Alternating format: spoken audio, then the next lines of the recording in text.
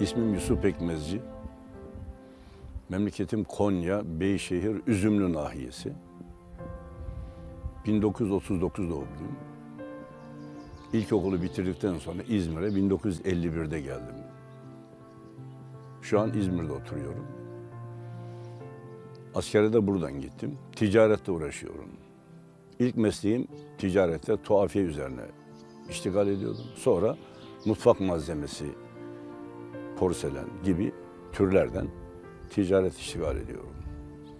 Askerliğimi Isparta'da yaptım.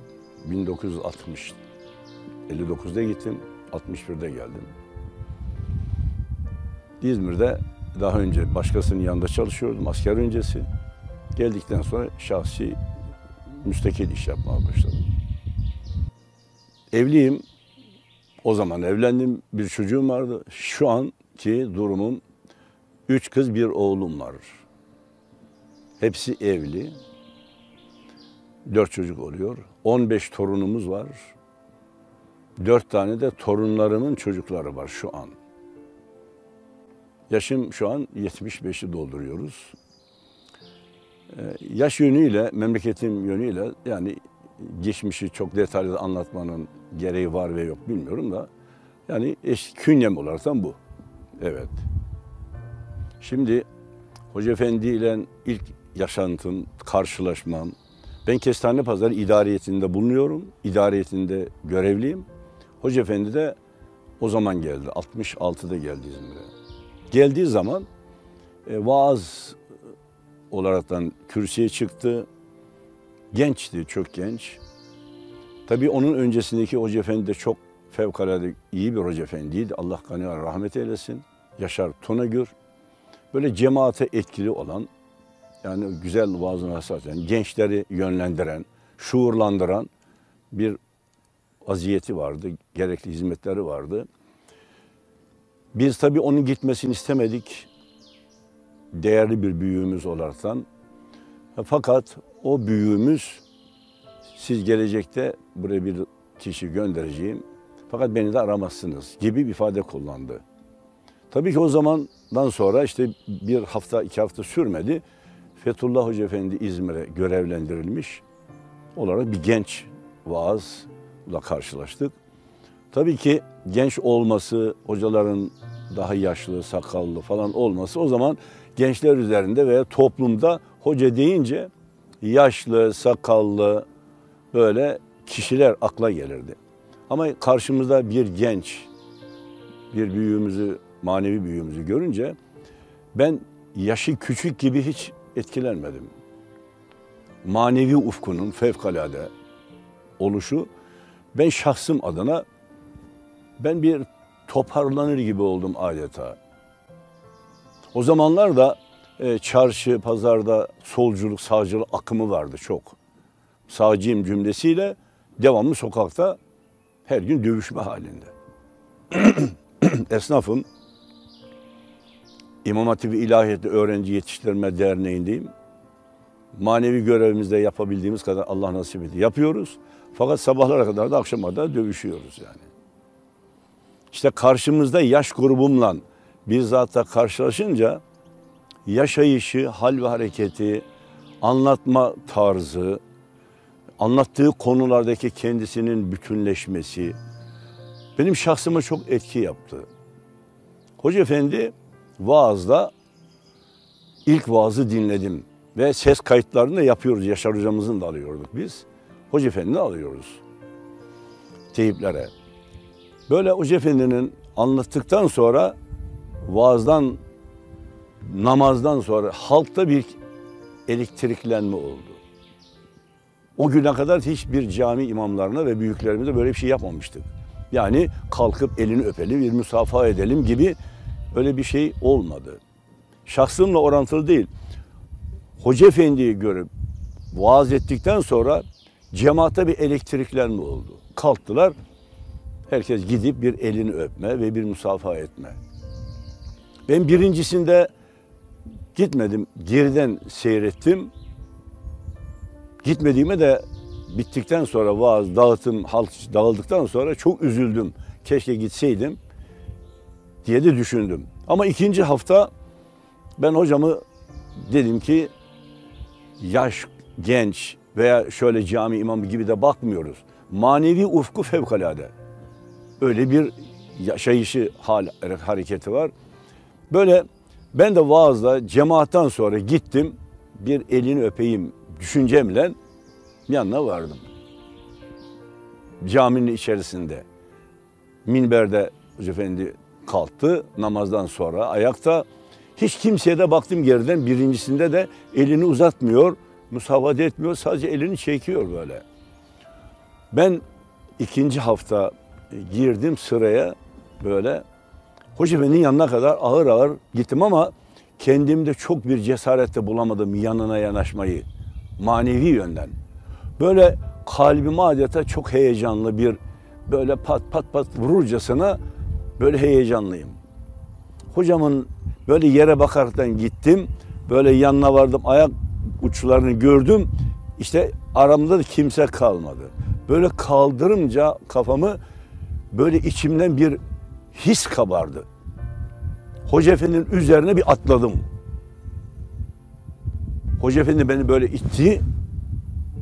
Hiç kimse elini vermedi. Bana böyle itince eli ellerime değdi. Böyle yüksek voltlu bir ceryana kapılmışım gibi böyle bir titredim. Böyle cereyan çarptı. O heyecanla böyle atladım üzerine Hoca Efendi'nin pazılarından buradan tuttum böyle. Çektim kendime böyle boyunlarını gözlerinden bir öptüm. O zaman daha da bir acayipleştim. Böyle bir daha da atıldım. Hoca Efendi kendi eli benim kocamdan kurtulacağım uğraşıyor. Böyle iyice sardım beline. Böyle çektim kendime böyle. Adeta bir kaburgalarının çıtırdadığını işittim böyle. Nefes alamıyor. Ben alacağımı aldım, manevi lezzetimi alınca bende bir gevşeme oldu. Hocam da kurtuldu zannetti. Ben de bıraktım. Ama o heyecanım doruk noktada aldım tebimi dükkanıma gittim. İrade insanlarından istiyor ve dileniyorum. İrade insanları size sesleniyorum. Şuur ve idrak insanları size sesleniyorum. Kendinizi bulunuz. Özünüzü bulunuz. Yabancılaşmadan uzaklaşınız. Ruhunuzla bütünleşiniz.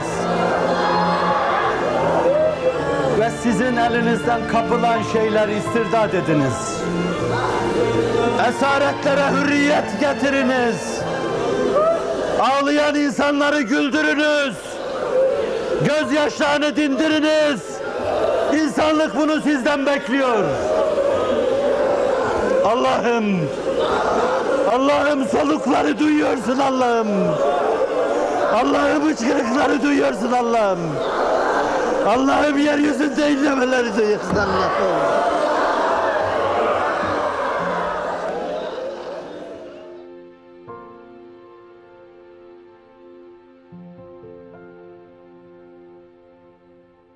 Dükkana giderken de teybi açardık. Sesini konuşturaraktan giderdik. Pilli. Sokakta. Yaşımız askerden gelmişim.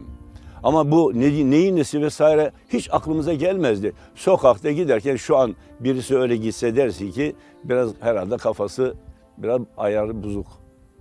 Böyle bir yapıyla hocamın ikinci haftayı bekledim. Dedim ki düşündüm kendi kendime öptürmüyor, elini de vermiyor. Fakat ben de o hafta bir çılgınlık gibi bütünleşme oldu o halimle böyle. İkinci hafta gittim. Gene vaaz aldık. O zaman Hoca Efendi derdi ki vaazı almanıza gerek yok. Teybi olan arkadaşlar önde arkadaki cemaatin rahatını bozuyorsunuz hareketlerinizle. Dikkati dağıtıyorsunuz. Gereği de yok diye ifade ederdi. Biz de hocam siz buna karışamazsınız. Karışmayınız biz alacağız yani bunu derdik ve alıyorduk. İkinci haftada gittim Hoca Efendi'ye işte vaaz bitti. Hutbe okundu. Ondan sonra geldi cemaatin musafaha safhası. O gün gittim. Şimdi Hoca Efendi geçen hafta gördüm. Elini uzatmıyor, vermiyor. Ben ama heyecanım daha doruk noktada. Lezzetini almışım. Ben yanına vardım. Hoca efendi benden böyle biraz kaçar gibi oldu. Yani geriye, arkasında mihrap, başka kaçacak bir yer yok. Ben böyle yere bakaraktan bir parladım. Hoca efendi kaçarken bir daha yakaladım pazılarından. Çektim böyle. Allah! Dünyanın mutluluğunu yaşıyorum. Hayatımda o günkü, o andaki aldığım lezzeti bugünüme kadar da duymadım. Almadım öyle bir lezzet daha. O zaman da öptüm, gene kokladım. O Hoca Efendi böyle bir ilk tanımam ve böyle bir Allah'ın lütfu olaraktan kabul ediyorum. Böyle bir lezzetini almam, manevi lezzetini almam oldu. O gün bugün onu bırakamadım. Bu uzun bir safahatı geçer. Böyle tanıdım hocamı maneviyat yönüyle. Şimdi ondan önceki daha da büyüklerimiz, hoca efendiler var. Fakat hoca deyince kıyaslama insan kendi kendine düşünebiliyor. Fakat hoca efendinin yaşayışı, hareketi, konuşması edep üzeri fevkalade, abide bir zat. Bunu da ben bugünkü anlatımımla tarih olaraktan 48-49 sene önce, sene 66 yıllarında bu. Böyle tanıdım Hoca Efendi'yi. O günden bugüne kadar işte geliyoruz. Bunu detaylı başladığım gibi şu gün şu oldu, bugün bu oldu gibi bir şey düşünüyorsanız anlatmamı, bizim Hoca Efendi'den görmüş olduğumuz böyle bir saygı, sevgi, insanlık abidesi bir benimle orantılı değil Hoca Efendi'ye karşı saygı. İzmir değişik bir yapı. Ben İzmir'i size bir anlatayım. İzmir'e bir yan bakan insanlar var. Ülkemizde, Türkiye'mizde. Bunu bir düzeltmek için söylüyorum bunu müsaade ederseniz anlatmamı. Ben 63'te esnafım. Hocam daha gelmedi. O zaman İzmir'de bir hanımefendi var. Hidayet isminde bir teyzemiz. Mükemmeliyet içinde fevkalade bir zat-ı muhtereme. Benden bazı alışveriş yapardı. Çok saygı duyduğum bir hanımefendi. Yaşlı bizden çok daha büyük. 60-70 yaşlarına yakındı. Ben bir soru sordum ona. Hidayet teyze dedim. Özür diliyorum. Bir soru sorabilir miyim dedim. Sor evladım dedi. Siz nerelisiniz dedim. Sorun bu. Bana dedi ki evladım dedi. Allah'ın yaratmış olduğu yer küresi gavur olmaz dedi. Evladım dedi. Allah'ın yaratmış olduğu canlı varlıklar insan ötesi gavur olmaz dedi. Allah'ın yarattığı tabiat da gavur olmaz dedi. Gavur denir kime denir? Allah'ın emrine tabi olmayan, yapmayan, inkar eden insanlara gavur denir dedi. Ben dedi size şunu anlatayım. Ben İzmirliyim dedi. Doğuma büyüme bizim kök olaraktan tam manasıyla kökümüz biz İzmirliyiz dedi. İzmirli olaraktan 75 aile geçmez dedi. İzmir'de yaşayan insanlar içerisinde dedi. Evladım dedi, bir çocuk köyünde sigara içse gören olur, babam da görür diye korkar, çekinir. Şehirde de içemez, bir gören olur, tanıyan olur der. Büyük şehirde de yapamaz. Ama tanımadığı bir şehir, kimse bilmiyor bir insanlar toplu varsa orada yapmak istediği fiili rahatlık içerisinde yapar dedi. Oğlum dedi, şöyle baktığımız zaman Türkiye'mize, şurada en yakın yer Manisa. Manisa atalarımızı görmemiz mümkün külliyeleriyle bıraktığı duvar tablosu gibi hatıralar dedi. Konya'ya git keza var dedi. Git dedi Malatya'ya var evladım dedi. Urfa'ya gidiniz atalarımızı görmek mümkün. Diyarbakır'a gidiniz fevkalade mümkün peygamberler diyarı dedi. Oğlum dedi İstanbul'a gidiniz adeta dedi kabirler içerisinde şehrin içerisi. Fakat o kabirde insan böyle sarılıp yatası gelir dedi. Oğlum Konya Karaman'a gidin. Bir caminin içerisinde 19 tane kabir var. Bir tanesi Mevlana Hazretleri'nin annesidir dedi. Bakınız dedi. Ne yazık ki kaderi ilahi bizim İzmir'de atalarımız geçmemiş dedi. Gelmemiş. Burası boş bir şehir yerleşim merkezi. Evladım dedi İzmir göç alan bir şehirdir dedi. Bir ilin bütün köylerinden dahi insan var burada dedi. Şimdi kimse tanımayınca, kimse kimseyi tanımayınca yapmak istedikleri yanlışlıkları rahat içinde yapıyorlar dedi. Bakınız ama kader-i ilahi dedi, boş kalmış İzmir, kimse gelmemiş. İzmir o iftirayı, o terbiyesiz sözü söylüyorlar. Bu terbiyesiz sözü İzmir'i orada kabul etmiyoruz dedi, suratlarına vuruyoruz dedi. 1963'te. Hoca Efendi 66'da geldi. Bunu çok zaman, çok yerde herkes gayri ihtiyari ağzından kaçırdı, saygısız ifadeler oluyor da. Hoca Efendi biz insan eğitimini gördük. Yaşayışını gördük. İnsan kazanma aşkını gördük. Ama insan der ki hangi insan, hangi yörenin, yöre töre ayırmaksızın, dil, din, iman ayırmaksızın, renk ayırmaksızın. Hoca Efendi İzmir'de benim komşum vardı bir tane, aleni rahatlıkla ben komünistim derdi. Dükkan komşuyuz. Komünistim derdi. Ve derdi ki ben eğer bir hoca bulsam ensesinden keserim, boğazdan kesmem derdi. O kadar zındık bir insandı. Allah rahmet eylesin, gani rahmet eylesin. Allah hidayet nasip etti. Bu olgunun, bu hizmetin içerisinde kendisini yetiştirdi bu kişi. İsmi de Abdullah tanınmış. Sivaslı. Bakınız muhterem kardeşim. Şimdi bunu Hoca Efendi'nin bir haleti var, haleti ruhiyesi vardı, tatbikatı, bir edebi vardı. Yoldan geçerken bila istisnasız herkese selam verirdi Hoca Efendi. Bila kaydı şart. Her gün sabahleyin erkenden çıkar kaldığı camiden, 3-4 tane camide bulunan talebelerimiz var, yatan, onları görmek için giderdi. Çarşıdan geçerken bila istisna herkese tek tek selam verirdi. Onun selamını almak için çarşı insanları olaraktan böyle bir kilitlendik o edebe. Hoca Efendi'nin bir ağzından çıkan ifadeyi selam olaraktan almak adeta bir tutku haline geldi. Çarşıdaki esnaf, komşu, arkadaşlar, sokaklardaki birbirimize haber vermek için anlaştık. İlk gören insan yanındaki dükkanı o ona derken en son noktaya kadar herkes birbirine haber verirdi. Hoca Efendi'nin selamını alalım diye. Benim komünist dediğim komşum olan ikimiz de yani herkes bir ay istisna dükkanı dışarı çıkar. Hoca Efendi böyle elini bağlar. Hoca Efendi'nin selamını bekliyor. Karşıdan geliyor böyle seyir halinde bekliyoruz. Hoca Efendi selam verdiği zaman yanımdaki komünistim diyen insan böyle rüküye eğilir gibi eli bağlı, namazda gibi eğilir, eğildiği yerden rüküde gibi aleykümselam efendi hazretleri derdi, alırdı ama onun öyle nezakette çıkardı ifadesi.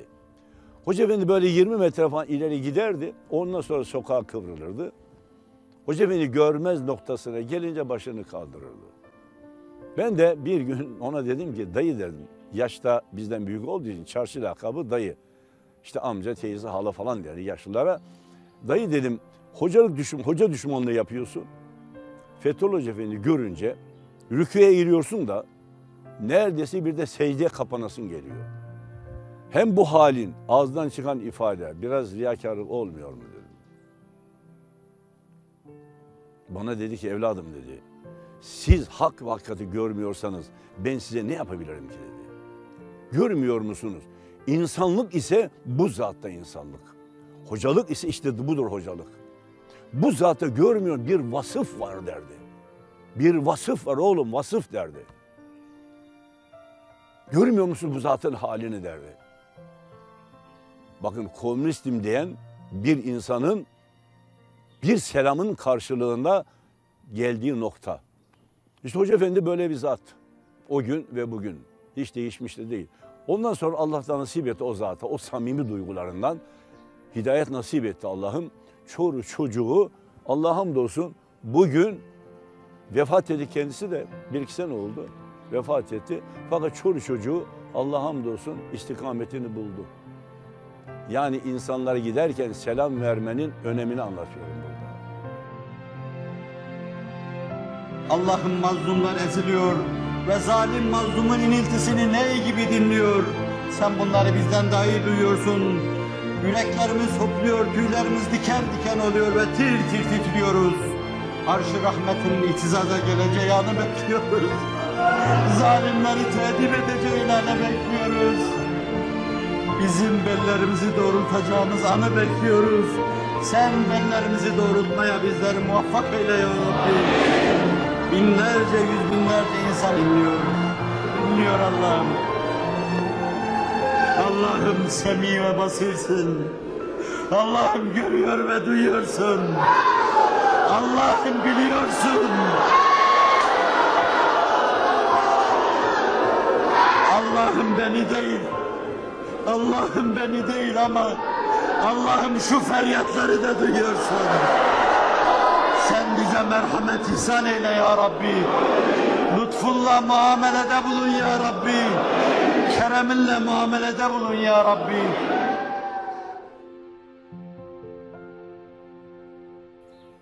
Ben Kestane Pazarı İdariyeti'nde 68'e kadar görev yaptım. Hocamın da orada kalma süreci kendi arzu istikamette bitmiş. Hoca Efendi buradan da İzmir'den dönmek istedi.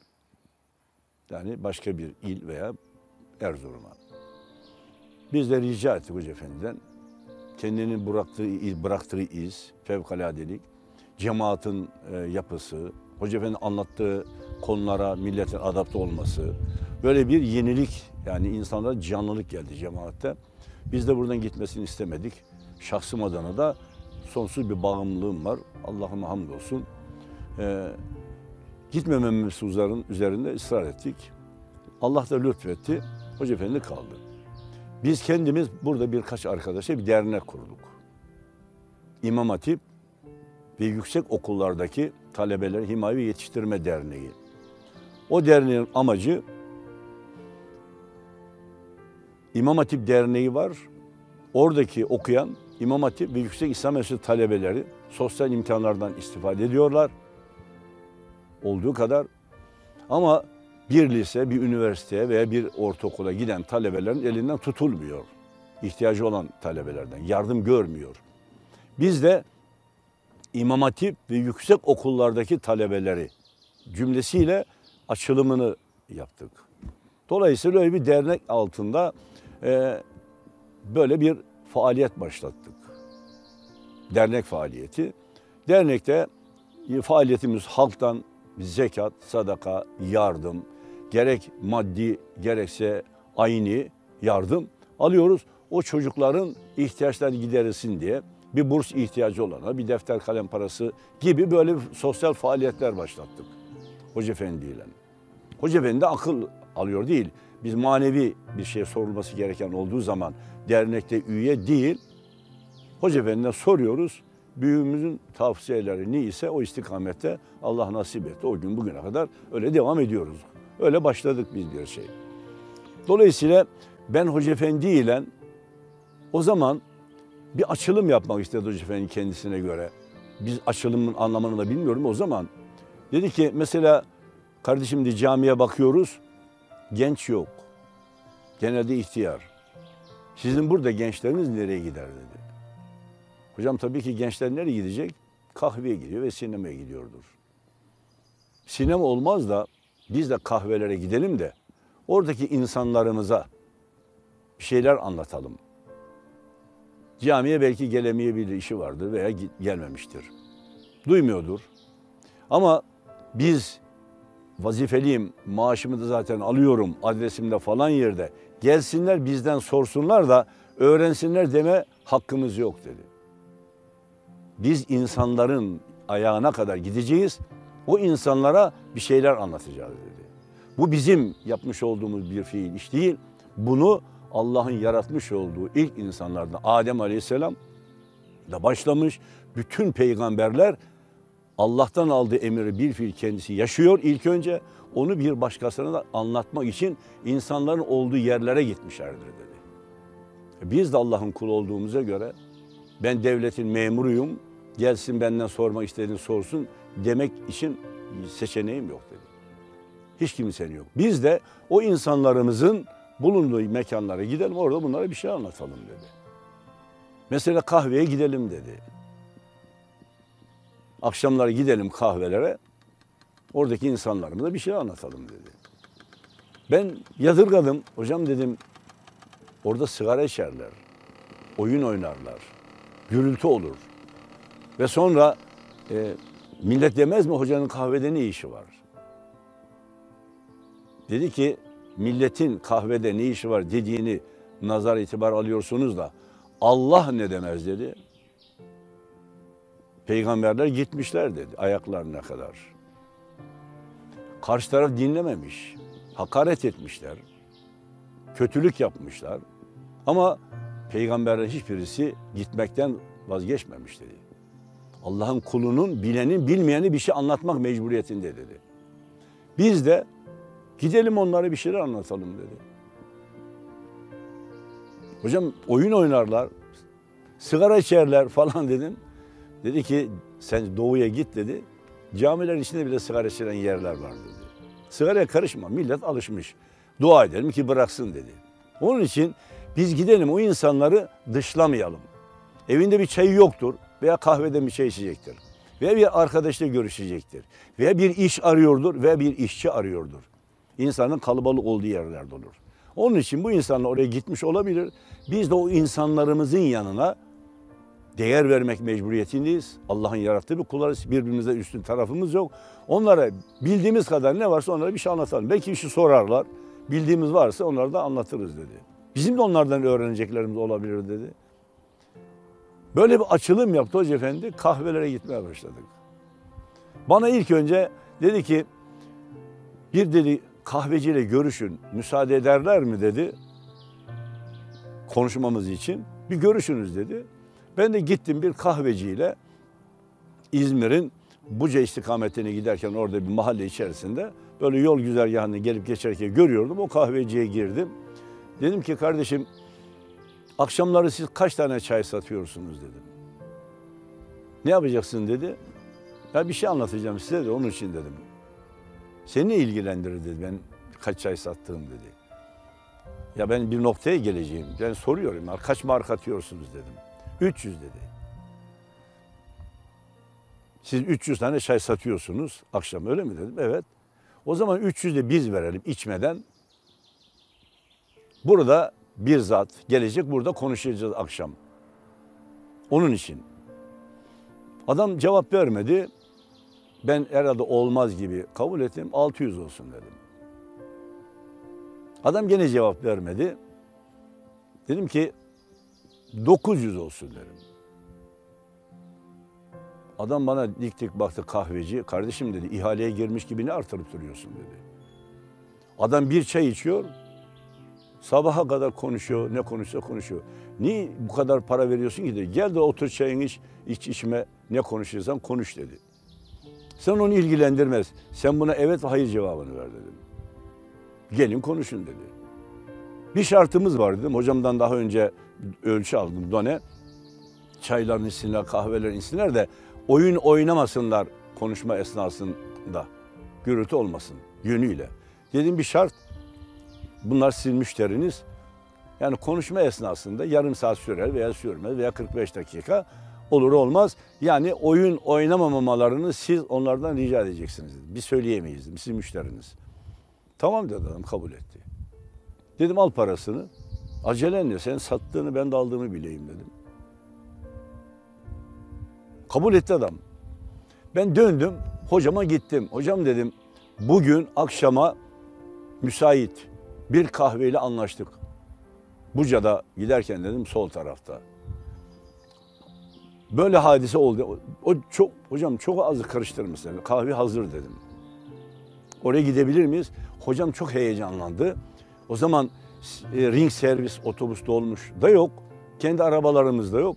Hocam dedi ki Kestanepazarı Camisi'nde ikindi namazını kılalım. Akşama kadar oraya gideriz. Yanında cami vardı. Orada bir namazımızı kılarız. Namazdan sonra geliriz. Akşam yatsıdan sonra yatsı arasında konuşuruz dedi. Ama çok heyecanlandı. Samimi olarak da bir heyecanlandı. Sevinçli. Namazı kıldıktan sonra gittik. 3-4 arkadaş oraya Hoca Efendi ile yayan. 6-7 kilometre var. Durduğu yerden gittiğimiz yer. Oraya vardık. Akşam namazını orada kıldık. Kahveye geldik. Dedi ki kardeşim biz geldik. Adam dedi çıkın konuşun dedi. Sen bir anons yap. halka duyur. Oyunu kapatsınlar dedik. Öyle oldu. Hoca Efendi çıktı orada konuşmasını yaptı. Bittikten sonra oradan onlara da teşekkür ettik. Onlar da memnuniyetini bildirdiler. Dinleyenler de oyun oynamadılar. Dinlediler böyle. Sükunetle dinlediler. Ve sonra ara ara sordular. Bu kişi kim? Başka yerde konuşuyor mu? Her zaman konuşuyor mu? İşte başka yerde konuşuyor. Cuma günleri falan camide. Bundan sonra da böyle boş zamanda konuşacak. Buraya da asarız. Dünkü konuşan falan yerde bugün diye. Oradan okur, gelmek istersin gelirsin dedik. Böyle bir açılım yaptı Hoca Efendi. Kahveler İzmir'in böyle mahalle aralarındaki kahveler mütemadi akşamları gidildi ve oralarda konuşma yaptı. O kahveyi yani dolduran oradaki insanlardan, kahveleri dolduran insanlarımızdan böyle camiye gelmeler başladı zaman içerisinde. Hoca Efendi bu kahveye gidiyor, o şu yapıyor diye bir insanı suçladığını, dışladığını hiç görmedik. Suçladığını sadece kendilerimizin Allah'ın indinde mesul olduğumuzu, bildiğimiz bir şeyi o insana ulaştırmakla yükümlü olduğumuzu kendimizi suçlu gördü. Onun için az aşk ve şevkle o gün ve bugün böyle bir açılım içerisinde bulundu. Ben vekaletimi Allah'a verdim. Hasbunallahu ve ni'mel vekil. Allah bize yeter. O ne güzel vekildir. İrade insanı hiç sarsılmıyor.